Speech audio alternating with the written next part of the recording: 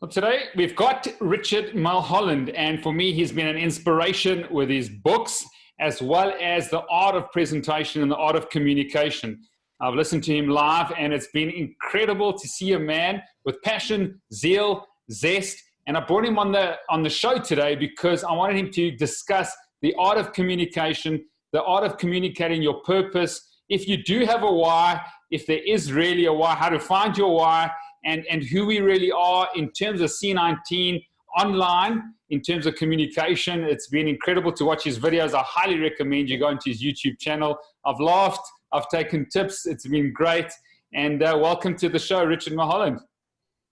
Steve, what a privilege. Thanks so much for reaching out and for having me. It's amazing. Great. Well, we're going to get this out because I think more and more people need to learn how to communicate online. I'm quite nervous actually because I've watched so many videos. Am I doing it right? Am I doing it wrong? I've got a standing workstation, which for me was the greatest video actually of the year in terms of, because I do a lot of presentations online and I speak to a lot of corporates online and a lot of coaching online. And I think it's been a game changer because I'm more pumped in the stand-up position. So maybe we want to kick off there and tell us what the most important things are to communicate effectively online. Right. Well, let's just kick off with the standing one, because it's the lowest. It's the lowest entry point. It's so easy to do for the highest benefits. Yeah. One, you immediately look different because most people aren't used to seeing people standing. We're so used to having Zoom calls with everybody sitting around that when one person is standing up there and a little bit animated, because as soon as you stand up, you realize you can move and it feels different. So you're having a different sort of meeting. So it levels your audience up. It lets them know, hey, wow, this person is really bringing it, but it also reminds yourself. So that, like, for me, is job number one of doing it. Job number two is taking care of the basics, like having some degree of lighting or natural light, having a microphone like I've got here, and taking some care to what the background of what it is you see. I don't think you have to have a virtual background, but your background says something about you because it's now we know that this is getting deeper inside you as a person. So it's nice to have something that we can refer to and a reason, and it's essentially a very essential set piece in your online meeting. So that's worth doing. And then the third thing is knowing the general technology. If you're going to be doing a presentation, know how to trigger it, know how to use it, and do the basics right. An hour of work will put you in the top 10 percentile of users of slides online and things like this. And it's just such a pity that people aren't bothering. They're accepting the minimum viable product when it comes to presenting online. And I think human attention deserves more than that. Brilliant. Now tell us your story in terms of communication, because you do have the gift of the gab as well as the art of communication. I've been sort of just inspired watching you live. Tell us where you learned these skills and a little bit about your story. I know that you were a roadie back when you were very young. Yes, I used to tour with bands when I was in my early 20s, and the problem was in South Africa, if you tour with bands, you don't get work in winter because South Africans don't go to concerts when it's winter. I'm from Scotland. This is crazy to me. If we didn't go to concerts when it was cold, there would never be any concerts. But be that as it may, it made me realize that we had all of this gear and nowhere to play with it. And I said to my boss, the corporate market seems like a great opportunity because they're running shows all year round. So I went and I would try and sell these guys. I was young. I mean, I was like 21 years old, and I was trying to sell these big corporates on off season using rock and roll staging gear to turn their conferences into these big shows. And they were like, yes, I want to be on stage. This sounds amazing. Because they have this feeling like, oh, how cool. I want to be like, Def Leppard. So I would sell it, but what I quickly discovered is it didn't matter how good the staging was. If the lighting was amazing and the presenter was bad, it was bad. If the lighting was non-existent, just there, but the presenter was amazing, it was amazing. You just need a well-structured narrative and somebody who knows how to deliver it, and you can grab an audience by the throat. And as soon as I realized that, I thought, well, hey, I'm a cure for the wrong disease. So the truth is, I started Missing Link when I was 22 years old. And the only thing I knew is that there was a better way. And, I talk a lot about this idea of people use being an imposter as something to hold them back. I use as an imposter as something to drive you forward. Being an imposter is a feature, not a bug. Because when you're an imposter in something, your necessity to panic learn is high. And so I was an imposter in the area of being a specialist in presenting, but I had to figure out quickly. And it was only, I only started speaking. I started Missing Link 23 years ago. I'm 45 now, but I only started speaking 17 years ago when my son was born.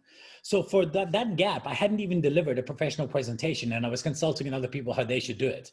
And then I realized, well, hold on, I better, better put myself out there. Yeah. And also I was frustrated because it was the story I wanted to tell, and I kept on coaching it to other people to tell them, and they weren't doing it the way I wanted them to do it. So eventually I just put my hand up and said, I'll do it. And that's how it all started. But I mean, who taught you the skills of communication? I mean, you can stand up, you can hold a crowd, you've got the gift of the gab, you can crack a joke, you've got the animation, who was your mentor? Who trained you through that process?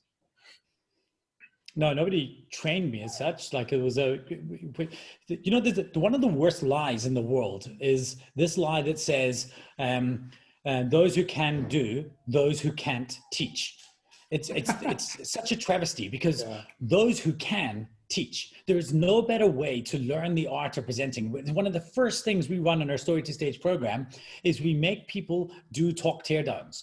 Pick 5 talks, watch them, and then coach that speaker as if they hired you. Because the best way to learn what works and what doesn't work on the stage is to view presentation with a critical eye. So I was forced to do that for years. However, while not my specific mentor, I have a father who's a natural storyteller. So I'm quite an introvert. He's the opposite. He's a really big extrovert. So he was always the life and soul of the party, telling stories to everybody in that natural storytelling ability. And so growing up, loving his stories and his tales of like how they were mischievous when they were young, certainly ignited a passion. And then the other thing is that I am an absolute addict of fiction. So my entire life, I can remember, I've always been reading well-crafted narrative and well-crafted stories, because biographies, they are, and business books to a degree, they're just trying to deliver information to you. But a novel, it has to take you on a very, very specific journey. And that journey is not dissimilar to what you need to do in a good presentation. And so because I consume so much fiction, it's been an unfair advantage for me in learning how to craft a good narrative. And so narrative is obviously important. But Richard, tell me, is the new way post C19, are more and more people going to have to be able to present well online, communicate more effectively? What's going to be the new normal? Well, normal's overrated, right? So what will happen is that there'll be winners and there'll be losers. And in my mind, the winners are going to, there's a couple of forces that are happening at the same time here, right? So on one side, we've got the force that there are more stages available now than ever before. Okay, so that force is rushing in. The second thing is people's need for vocal leadership is more now than it's been in years, than it's ever been before. So you've got that force coming in, and then you've got the other force of people trying to make a name for themselves. And the collision of these three things is going to cause the next generation of thought leaders to be forged. And to me, it's a decision right now. You've got to decide very, very simply, do I want to be sitting in the audience or do I want to be standing on the stage? And that is the difference. So I can't speak for the new normal, but I can tell you what your normal is. And your normal is either sitting in the audience, being a knowledge gatherer, or becoming a knowledge hunter and going out there and finding what you think the world is going to be like and sharing that idea with this new available access to audience that you've got. And you've got to make that decision. Great, but do you think the whole sort of C19 has, stimulated more people to actually become the presenter more than sit back in the audience, that everybody's got something to share, everybody's got something to present, and now you come in, missing link, there's a huge market here to train people, to show people, to coach people, to write books for people like the Boredom Slayer, for them to be able to communicate what they're passionate about and what they, live for. So I think what the C19 thing has done is it's created the realization that we can communicate more events online. So we have our access to audience is greater than ever before. So that's what it has done. What it's also done is it's meant that the old way of doing business is no longer effective. So we have to find new ways of doing stuff. Outside of that though, it's not changed everyone, it's changed some people. Because if you go onto Facebook or Twitter right now and you'll see people complaining about 2020. 2020, it can't be over quick enough. You deserve it. If your attitude is 2020 can't be over quick enough, you deserve everything you're getting because you have decided to let 2020 happen to you instead of you're happening to it. Brilliant. And I get it. And they might be insensitive. Oh, maybe they've lost their jobs. My business is in the live event space. For 23 years, I have built a business running live conferences for big companies. On the 16th of March this year, our company revenue hit zero, right? My speaking revenue the same day hit zero. But by July, we got it back to where it was. And last month was our best month in 18 months because we decided to not go down without a fight. So the short answer is COVID hasn't changed anyone. It's shone a light on what your real character is. And it's showing whether you are a fighter, somebody who's going to take this line down, or whether you are literally going to roll over and give up and hide and wait till it's over. And I want to provoke people to really, really consider this in themselves, because there's still time, right? There's still time going forward, and you've got to decide. Future you is going to judge you, current you, on how you've acted in this time. And I think we should be making decisions that future me or future you will be proud of. And a lot of people waiting for the year to pass, like that's not a strategy. Made to thrive, we believe every person is made to thrive and not just survive. And so it sounds like you've got an incredible mindset that you managed to pivot, you managed to see opportunity where other people are really struggling. People that have lost jobs are now in depression, they're struggling, they're not getting out there. You know, who's developed your mindset? Or is that your character? Is that your nature? Is that your nurture from upbringing that you've been able to sort of just pivot so quickly and see the opportunities where everybody's complaining and moaning about 2020? I think part of it is who I am as a person. Like entrepreneurs, we fix problems or we fill gaps. And my brain behind me is 1,000 board games. I'm obsessed with the idea of solving problems, and I have to be solving problems. So in fact, the more their business is running on autopilot, the more board games I play, because I realize that like I'm missing solving for things.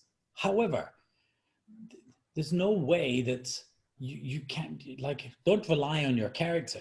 I also sit there every single morning and I read from 3 books. I read a Readwise notes of all the highlights I've made in books that get served to me every single day.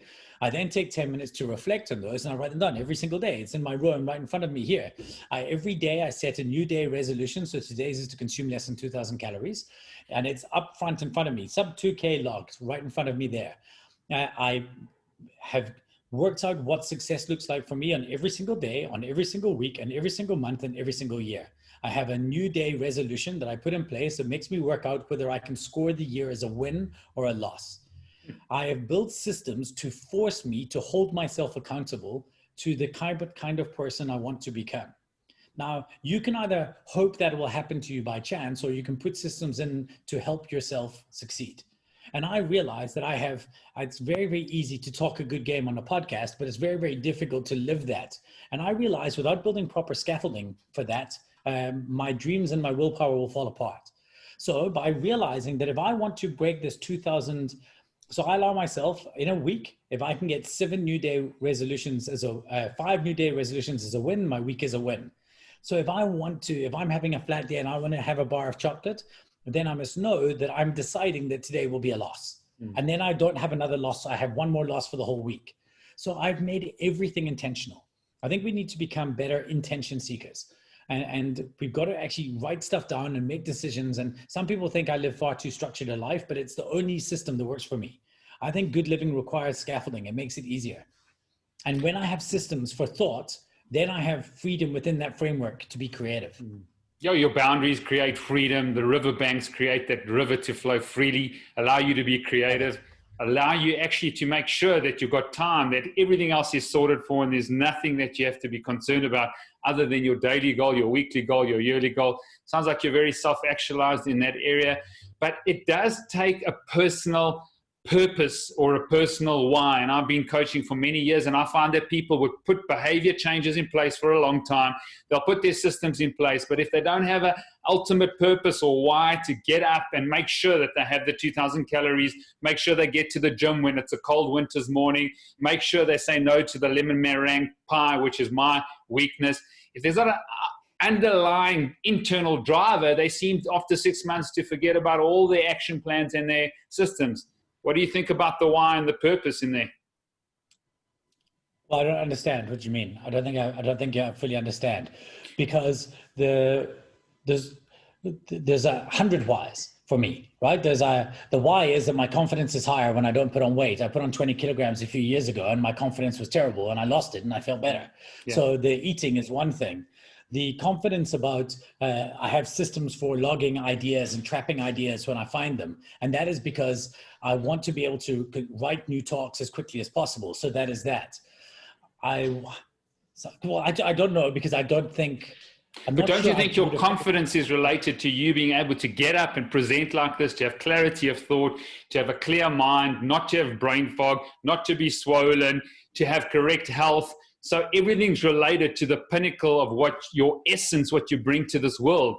And the essence that I get from Richard Mulholland, having read his books and being in his presence, is this man is so passionate and has so much zeal about people being able to get up and present, keep up people's attention, make sure that they get inspired and encouraged and motivated to get up and actually lead loud, actually make sure they influence loudly. And that's what I get from you. Yes, but that is because that's what I put out in the world, right? Because and this isn't to be disingenuous, but my purpose as an entrepreneur is to narrow my area of authority and make sure that phrases like lead loud in these land, and this is what I want. That's our business purpose and what we're trying to do. You asked me specifically about my why, and one of the, I mean, you know, I need to generate income to make sure I can put my kids through school. I've got a bunch of things. I want to be a good parent. I want to be a great husband. I want to be a better human being. I guess to some degree, if there was anything I could, like, I don't think I have a why. So I don't believe that we have a purpose. I don't think that, okay. I think that as soon as you realize that there's, first of all, as soon as I came to terms with my relative insignificance in the planet, as soon as I realized, actually, I'm insignificant and that's completely okay. It was a massively freeing realization. I was like, oh, okay, cool. I'm going to die and people are going to forget me and that's it. And as soon as I got that, I was like, cool, that's okay. We don't all have to be Aristotle with people remembering us 2,000 years from now. So that was deeply empowering. As soon as I realized that I have no purpose, that nobody put me on here, because I'm not a religious person. Yeah. So I believe we're a walking sack of hairy meat, right? And we're just a happy organic accident and that brought me here. What that does is it frees me away from any meaning that I have to achieve. However, what it also does is it turns on and says that any purpose then that I choose to create in my life is purely created by me. And so this evolves. And like right now, I certainly am on a journey of improvement. And I don't want, it's not my why, because it's not my deepest purpose in my life, but it's certainly right now, I just want to make sure that I'm a better human, a better father, a better husband, a better employer, a better person in general than I was last year. And I want the version of me at the end of this year to be better than the version of me at the end of last year. Like I want the 2020 model to be an improvement. And what is amazing is how often people drive around in the 2015 versions of their body because it's just not like being due for an upgrade yet. And I think we're always due for an upgrade. And I think we should always be living our life like we're producing the new model of ourselves for the market to perceive. So that's very, very critical for me. And this is the first time I've ever had to think about it this way. I also think that so I do chase intention, but like there's a whole bunch of things I want to achieve. I just don't know that there's one pinnacle thing. Like, I don't know what that would be. And I think it's like guy or whatever. It's fascinating, you know, because I've studied a lot of the guys, you know, Viktor Frankl's Man's Search for Meaning, you know, Nietzsche, who said he who has a why can bear almost anyhow.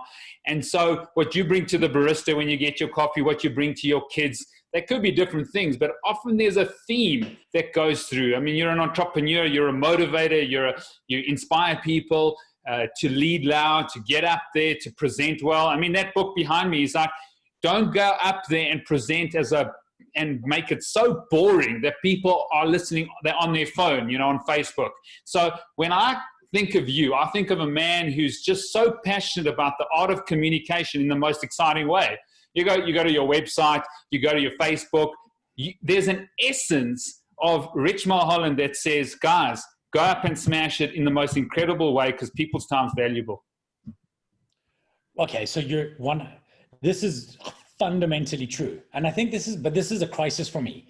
My deepest business and impact I want to make on the world is I think audiences, that we waste human audience and human attention, 100%. But also that people have an idea in them that can become their complete and utter area of authority. And you can get that out into the world on the stage and you're not doing it.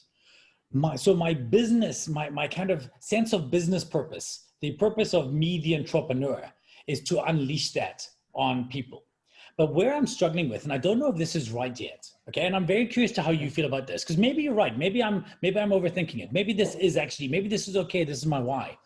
But my struggle is, if I was lying on my deathbed and you'd help me write the autobiography of my life, and you came up to me at the end, and I was just about to die, and I said, Steve, thank you for writing, and we had a big hug, and then you were walking out the door with a final manuscript, and you said to me, Rich, what category of the bookshop do you want me to file it under?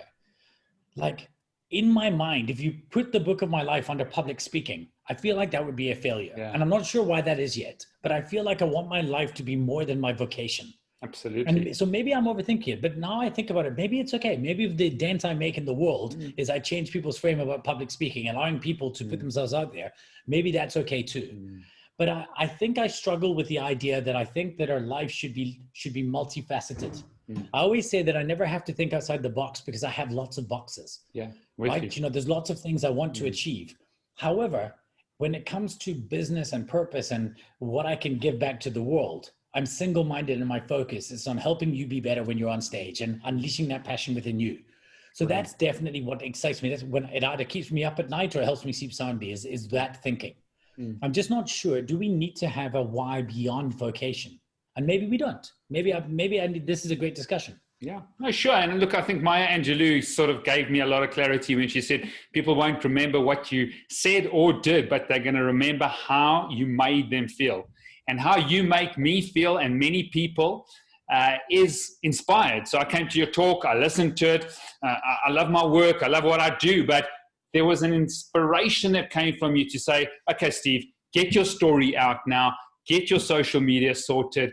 Actually, you got to start speaking, because leading, you know, loud, making sure you speak is leading. Leading is influence. How do you influence people? Yes, you can influence your family. Yes, you can influence your close friends, but get on a stage. There's so many stages, online and offline stages.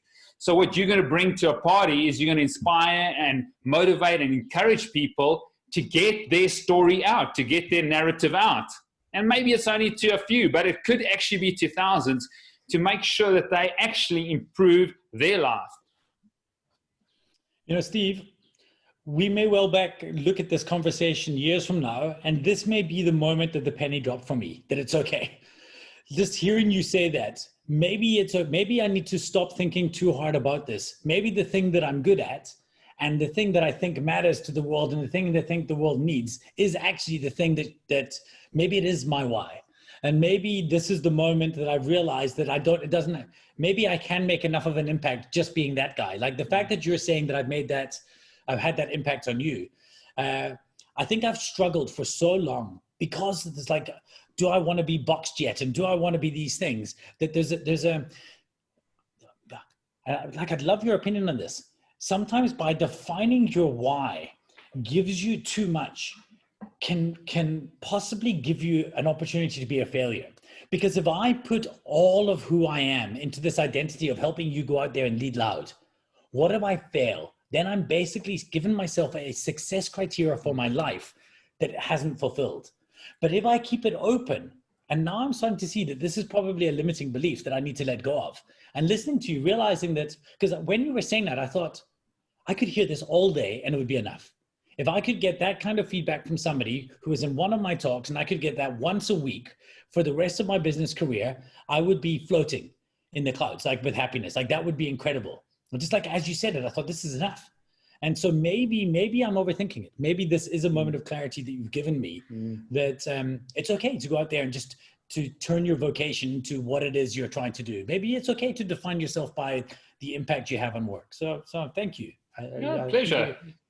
You know, what I've also, is everybody has a voice and everybody can speak. And, sitting in that audience, speaking to the people afterwards, is that Richard Mulholland wants every single person to get out there and actually speak out and get up, and they've got something to say. They've got something of value to say. So you spoke about the analogy of the audience or the speaker.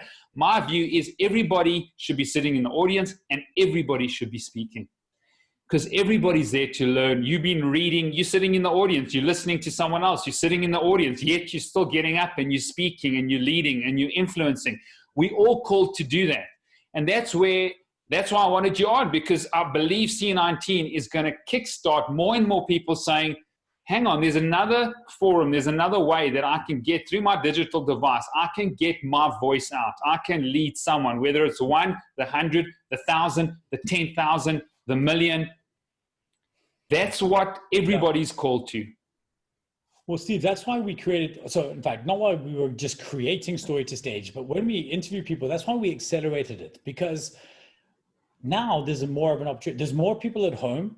There's more angst. There's more people who figured things out. Like, everybody has opinions.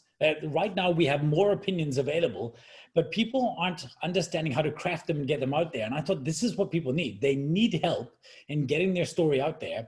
They also need help understanding that how do I narrow down? Because, you know, we could be talking about marketing, or we could be talking about social media marketing, or we could be talking about social media marketing for individuals, or we could be talking about social media marketing for surgeons. And you could have an opinion on that one thing, and you could become the world's leading authority on personal branding for surgeons. And what we want to do is help you figure out what that is. Yeah. What is somewhere in this beautiful planet of ideas, okay? There's a planet of ideas, and somewhere on this planet of ideas, there's a corner of land with your name on it. And my job is to try and help you stake your claim on that land, to figure out what you want to say to the world. And once you've done that, to broadcast to the world that you're here, to let the world know what this space is. And like, I think this is fundamentally important. I think when people figure that out alone, whether you get to stage or not, when you figure out what that little area of authority is of yours, that piece of the world, of this idea planet, when you figure out what your corner of that idea planet is, and you're like, wow, this is where I'm the expert in this. Holy shit, this is me. When you figure that out, you're in a great shape. And it's a really, really empowering thing. Absolutely. But we get too high up. Yeah, and the greatest stage starts with yourself. If you can't lead yourself, you can't lead anyone else. The second greatest stage is the closest people closest to you, your family or your close friends. The third stage is the broader community. And the fourth stage, you're going to hit it out the park, maybe to the thousands and hundreds of thousands. You know, they might hear you, they might get inspired. You don't know who they are in 2 years' time, but yourself, your close family, and the people that count in your life, those are the people that you're first called to lead and influence. I want us to just pivot right now to social media. Someone comes to you, just give us a structure or a way forward or a plan. And let's take myself, Made to Thrive. We started on social media in April. The business has been going on since last year, April. It's all about optimizing your mind, your body, your soul, your spirit. It's performing at your highest ability that you can. It's making sure that you maintain health and longevity. How do people actually navigate the social media space? I mean, I've listened to a lot of Gary Vaynerchuk, what he's saying. Does it apply to South Africa? You know, can you let us know what the sort of simple strategy would be for someone to get out there right now with a message? One story on one platform. That's it. Be a cracked record, right? Be a cracked record playing on repeat. So the biggest way to amplify your authority in any space is not to water down your authority everywhere.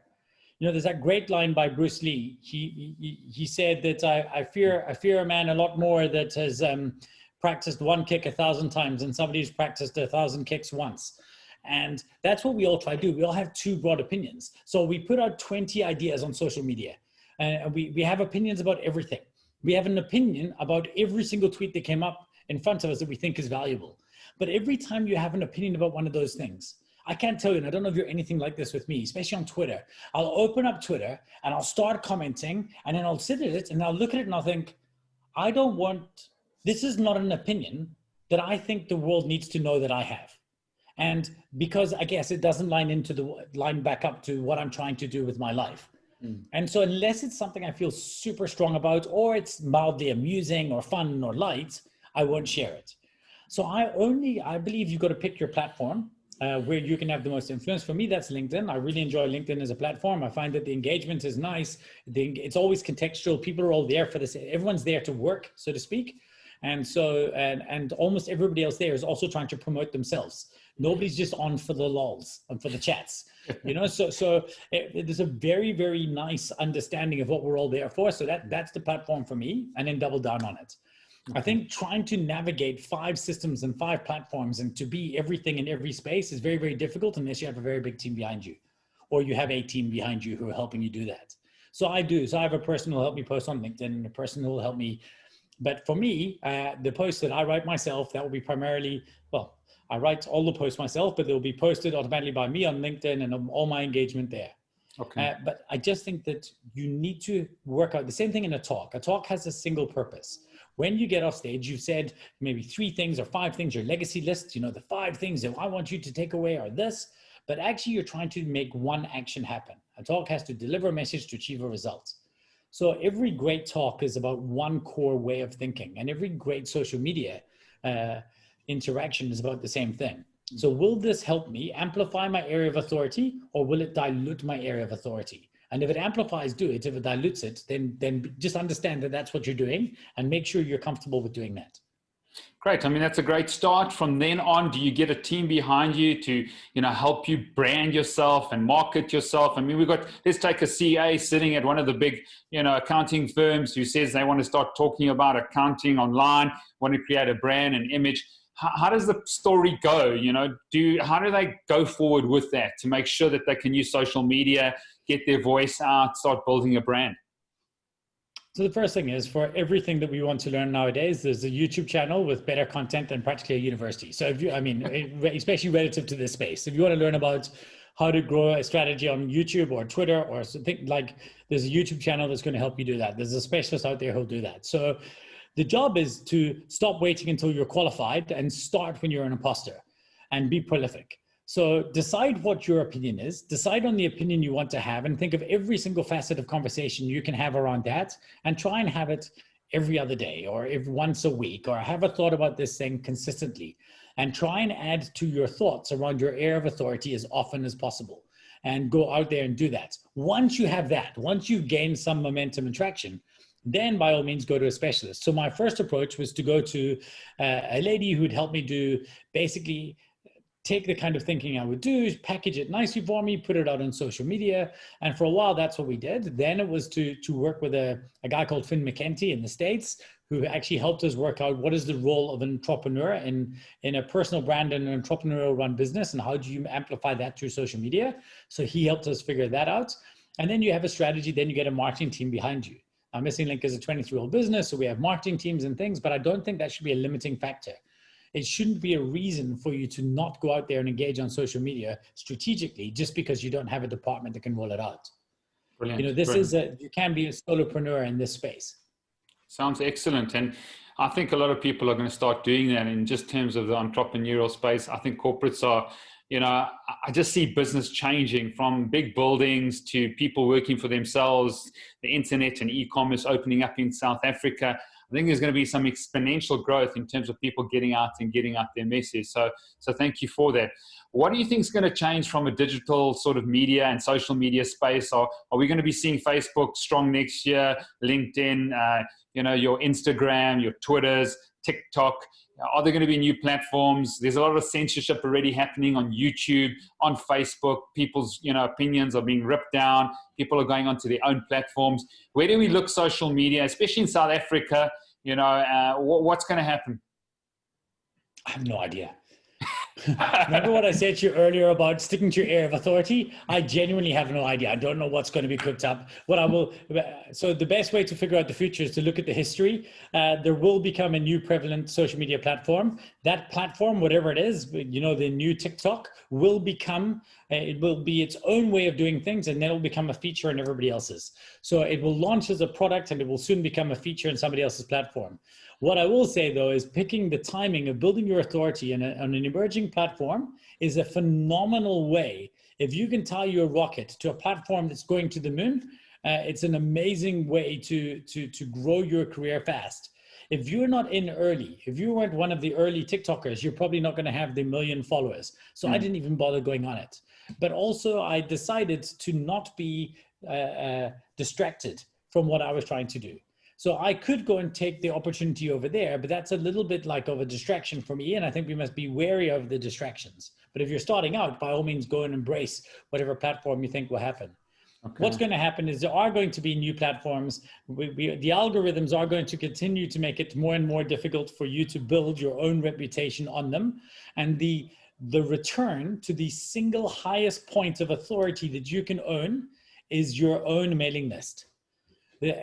You can have, I've got 10,000 followers on Twitter and I get about 5 likes per post, right? But if I send out an email to 1,000 people and I'll get 30 replies. Yeah. So, and even more engagement.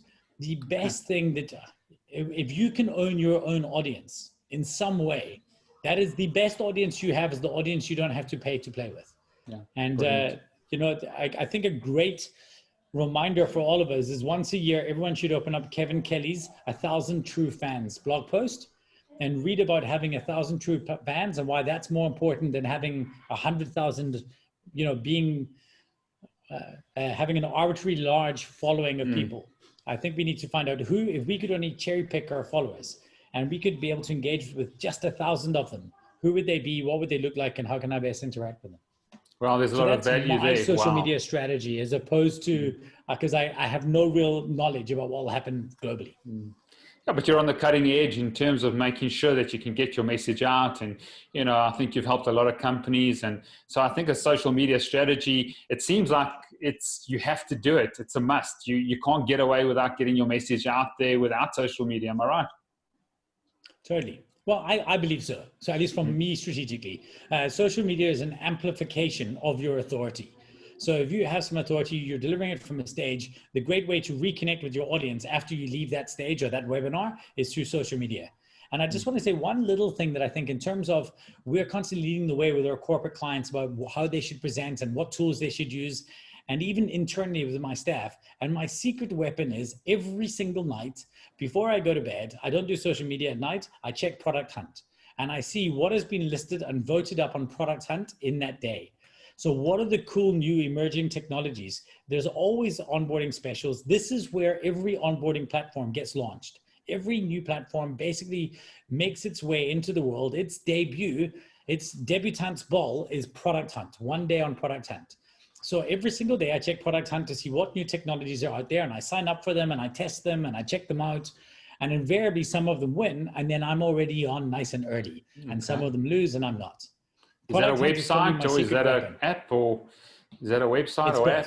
Okay. ProductHunt.com is the site. There's a Product Hunt app, and basically every day people launch their products on Product Hunt and the community votes them up.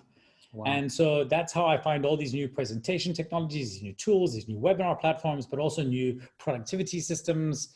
I'm deeply, deeply, deeply invested in Roam Research. I don't know if you know Roam. No. Roam is probably the best thing that happened to me this year.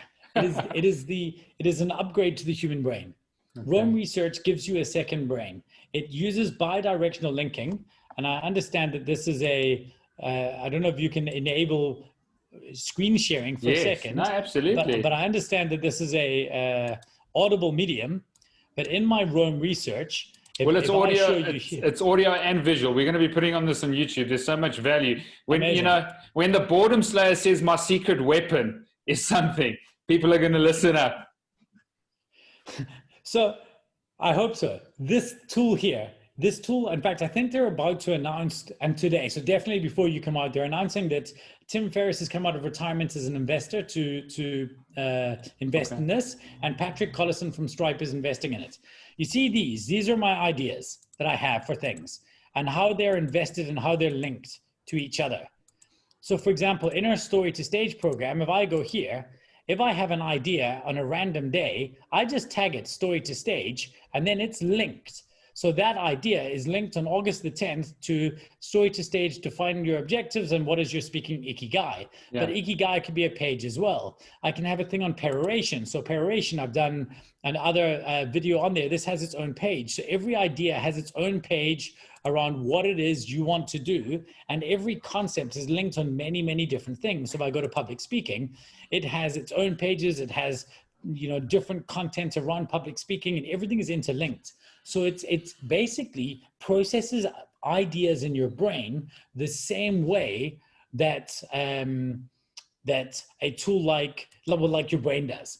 So it basically, when you pop something in there, and it's such a fun game, because what you do, the instant you have a thought about something, you think about every possible way that future Steve could accidentally pop into this. like in what possible iteration, if I was researching a show and the guest was in this space, what possible tags would I want to have an opinion on this? So you've now tagged this public speaking and you've tagged this around this. And then what happens is 2 years from now, you're speaking about another public speaker and you found 20 stories through the years. When you want to prepare for that guest, you just click the public speaking and tag, and it just creates a page of just those ideas. And then when you're chatting to them, you can say that, but you can also click on their name and you can say, oh, I didn't realize, but you wrote an article that I loved back in 2004. So you get compound interest on ideas and notes. Yeah. It is mind-blowingly good. It sounds like the 10 journals that I've got stacked up with all the ideas, except what it's doing is collating all those ideas and streamlining them into a place so that you can implement them at the touch of a button. One, that's why I use the term compound interest, because so when I started Missing Link when I was 22, I started keeping notebooks, and Sam just sent me a picture when we shut down the big office, 22 years of notebooks or 23 years of notebooks at Missing Link of all my meeting notes. The problem is that was like every time I wrote that note, it was like taking cash and putting it in a piggy bank. The cash was still there, but it didn't grow. Yeah.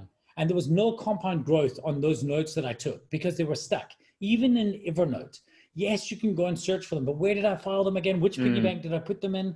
But when you use a tool like, and to some degree Workflowy, which I've used for years, has that because you can use hashtagging.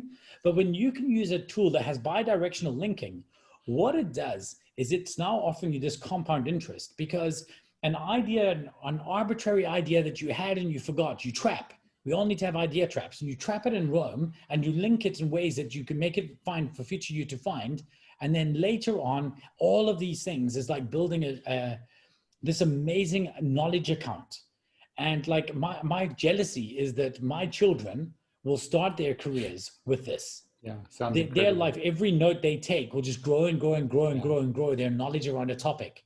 So it's a second brain concept. And I just think it's the most exciting technology to happen. And I think this guy, Connor White Sullivan, is going to be a name that people very, very quickly, he would be an amazing guest on your show. It's CONAW on Twitter. And I think that he is going to be, the way we now perceive Elon Musk as being this amazing master brain that does these things, I think Connor White Sullivan and what he's going to do for human intelligence and knowledge is going to change the world. Well, let's see how that prediction goes when we look back a year later. It's always good to put people to the test. But it sounds incredible, because by the time your kid's like 25, he's got 7 books. He pushes a couple of buttons. Everything comes into alignment on chapter 1. Everything comes into alignment with chapter 2. There it is. He unpacks it, and there we go. So it sounds amazing. I want to just... writing books. Sorry. No, go for it. Well, just for writing books. So I'm writing a second edition of Legacide, and I'm writing another book called Less to the Power of More. And as I have ideas, I don't file them. I just, in my daily notes, I just tag it with, oh, Legacide second edition also could work in this talk and also could work. So I put them into places where they could be in those idea traps. When I come later to write that book or that chapter or that article, I just click on the article and all the points of reference, just like to your point, just line up nicely underneath. Even though they were never filed, they just kind of, it's like you put out a call for information and then it arrives. Anyway. Brilliant. Don't want to overcook this, but I'm very excited. No, it sounds good. I'm going to investigate this. I'm going to jump into this. Someone like whose ideas I really value, who's passionate about actually improving just his ability to write, get his ideas out there, make sure that he's actually using your time. I mean, I get the sense, don't waste my time if I'm sitting in the audience. Don't waste my time ever, because my time is very valuable. So I'm going to pivot a little bit, and I want to talk about your morning routine. You know, Tim Ferriss said, win the morning, win the day. My morning routine is filled with biohacking being the art and science of, you know, adapting your internal environment, which is your body, and your external environment to optimize your mind, body, and soul. Tell us how your brain operates at another level, Richard. It's, you know, you speak at 100 miles, you think at probably 1,000 miles. Tell us how you're keeping fit, strong, healthy, and keeping that brain going.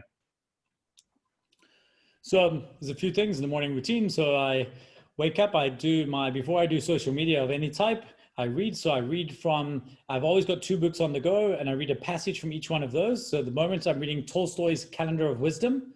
I just finished yesterday Acta Non Verba by Eric Kruger, and I started now Train Naked by Pierre Duplessis. So those 2 books are going to be my page of the day. I've previously read The Daily Stoic a few times and things like this. So I do those. Then have you used the tool Readwise? I haven't.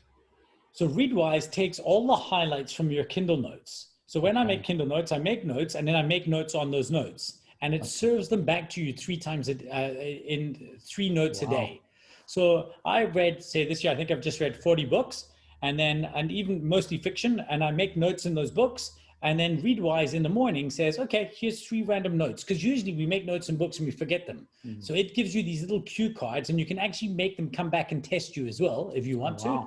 So I do that, and then I reflect. So I reflect for a few minutes, and then I write down as I said to you, my New Day's resolution, my to-do better list. I can't remember if I mentioned that, but every single day I do a to-do better list. So what is the one thing I wish I could have done better yesterday? When I snapped at my wife, that was a bit frustrating. I shouldn't have done that. So every single day I write down one thing that I wish I'd done better the day before. Then I write, I say I'm feeling, and I say how I'm feeling in the day. And then I do my reflection. I write out my reflection on my reading. So what do I want to take from the reading that I've done, so that it wasn't just arbitrary? How am I going to turn this into something? And it's just 1 paragraph. That's not long. So then I get up and I exercise. So 5 days a week I exercise, and those same 5 days I do intermittent fasting. So I exercise, I take Wednesdays and Sundays off because I found that my body was getting too used to just doing it consistently. So I take Wednesday off and I have breakfast. And even if I'm not hungry, I force myself to do it. And on Sundays as well, I have breakfast and we do it as a family. I train most days. It's mostly calisthenics. So I have a calisthenics gym built outside. My wife built me. But I also use Monkey, M-O-N-K-I-I gear. So I have a 360, which is a weighted ball. And it's kind of like a TRX suspension trainer. And then I use cross ropes. So I train with jump ropes a lot. That's my primary. I've got like different weighted ropes up to 3 pounds. So 1.5 kilos ropes that you swing around. And then I have different training routines I do for the 5 days. And then I take a shower. And I wish I could say I take a fully cold shower. I don't, but my rinse always happens ice cold. So I turn on the water, I wet myself, I wash myself, and then I put on cold water and I rinse myself. And I cannot tell you I don't know the science of Wim Hof and all of these things, but I do know that 2 things. 1, during winter, having a cold shower makes you come out the shower warmer. Having a warm shower makes you come out colder. And I do know that it's that final moment where that water hits me, and I just wait long enough until I can feel that I'm okay with it and I feel nice in it. And that's like my thing that says, okay, your day starts now. Then I've got a nice coffee grinder. I make myself either a pour over. Usually my morning coffee is a nice pour over, and I I take my little 10-minute ritual of making my coffee and doing that, or I may make a French press. And then I'm at my desk at 9 o'clock to start actual work. But rarely will I be at my desk before 10 to 9. Sure. And then I work quite late. Have lunch with my family, and then, carry on. Great. Your sleep routine and your sleep hygiene, do you protect your sleep from digital devices, blue light? Are you quite emphatic about switching off Wi-Fi's, electromagnetic fields? Where do you stand there? I stand as a student and definitely need to learn more. So my phone goes to black and white from 9. And I definitely try. So I don't do any social media in bed. I read from my Kindle, which I really, really enjoy reading. And it's a backlit device, but it's literally just light. And there's definitely sleep. So I just finished Why We Sleep. And before that, I'd read Caffeine. Okay. And I really want to try and understand. I want to be better at sleeping. It's definitely the biggest loss for me. So I've started trying a little bit of CBT. So I don't smoke, I don't drink, I don't take drugs, and I'm a vegan. But I have nothing going for me. My life is basically miserable. But I've been struggling to sleep, and I have been taking some CBT oil, and that's been helping me a little bit. Right now, blue light, Wi-Fi, none of that is messing my sleep. The number one thing that's messing my sleep is cats. Okay. There's little bastards. The cat actually comes, he stands on my chest, and he puts his finger and lip, and he goes like this, and he puts his little hook, and he hooks me. Right. But it's definitely the area of most improvement that I have to focus on. If you came back to me a year from now and asked me how has my sleep improved, I would have to say yes, because it's definitely the thing that I want to be working on right now. It's my biggest focus. Great. Last question, Richard, and thank you so much for your time, is we are at Made to Thrive believe in sustained transformation. And, the research is emphatic that 80 to 95% of people that lose weight within 6 months and a few years regain that weight, and if not even more. People don't sustain their habits or their lifestyle. Reading books like Atomic Habits by James Clear, why people maintain certain lifestyles. Give us your top maybe 2 or 3 pieces of advice in terms of people maintaining their transformation, keeping that sustained transformation through their lives. Yeah, so whatever is, you have a finite amount of willpower in a day, and trying to starve yourself of something. So doing anything where you give yourself permission is difficult.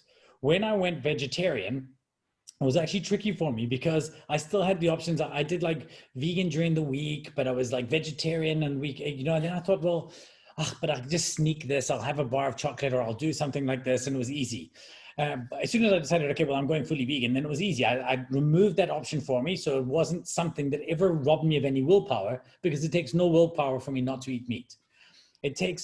I want to try and set my life up to be as easy and simple as possible. So I found diets like this where I'd spend a week cutting out carbs. That doesn't work for me, because then I just constantly think about what I've robbed myself for. So I know it's probably not the best way to do it to be the highest peak performance, but the easiest maintenance for me is to have I don't disallow myself almost anything, but I have almost anything I want in moderation and right amounts. And then by setting myself these micro goals every single day for what I want today's win to be, if yesterday, and by the way, any single day is a loss if I go over 2,500 calories. So it doesn't matter what my goal for the day was. If I also pig out and eat too much food, then I must know that I've decided to chalk the day up for loss. So by having these micro systems to do things that make it as easy as possible, and to remove my option for everything. A few weeks ago, I wasn't able to exercise in the morning because I had an event. And then we'd had dinner and it was about 9 o'clock at night, but it was a Tuesday and I needed to exercise. And my son was like, Dad, why are you exercising? And it's because I just don't have the option not to. Like, I do not give myself permission to not do things on the days. So I've set up my life to be, these are the days that I don't exercise and these are the days that I do. It's a non-negotiable. And the worst thing you can have to do for anything in your life is give yourself permission to negotiate with yourself. Yeah. So I remove personal self-negotiation from as many facets of my life that I think are important as possible. And if I can do that, then I'm off to a better place. Well, you sound like you meet those goals, and I'm just being incredibly impressed by your books and just the way you structured your talks. Your YouTube channel is incredible. It's just emphatic, it's inspiring, it's motivating, it's fun, there's laughter. And so thank you for Richard Mulholland in South Africa. It's a privilege. When I think of a South African who's got, I know you're Scottish, but a man who just epitomizes the entrepreneurial spirit of this country, who's seeing the opportunities, who's, more than an optimist, the man who says, listen, get out there and lead loud. I just want to personally thank you. You've been a great inspiration to me. It's one of the reasons I've got out there. I'm looking to probably engage you later from a speaking point of view and a live speaking point of view. So thank you, Richard Mulholland. I'm grateful because I don't think you understand the impact that you have on so many people. SteveStavs, it is absolutely my pleasure, and thank you very much for having me and for giving me this stage to say my piece on as well. I really appreciate that. Share your quick handles where people can connect with you and just find out more about you. The 2 places we want you to look is getrich.af. That has links to all my social profiles. As mentioned, I'm probably the most outspoken on LinkedIn. So getrich.af, you'll find links to everything there. And storytostage.co is our public speaking program where we help people get their story out there to the world. Brilliant, brilliant. Encourage you to engage, and thank you so much again, Richard. Thanks, Steve.